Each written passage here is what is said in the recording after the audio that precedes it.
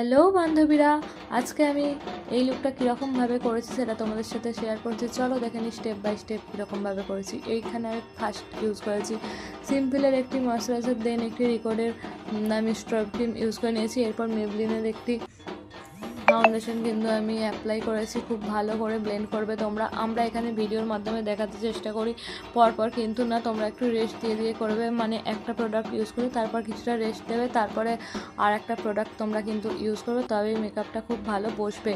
এখানে আমি কনসিলারটা ভালো করে ব্লেন্ড করে নিয়েছি। এরপরে আমি এখানে পাউডার দিয়ে শেড করে নিয়েছি। তারপরে আমি পাউডারটাকে ডাস্ট আউট করে নিয়েছি খুব ভালো করে।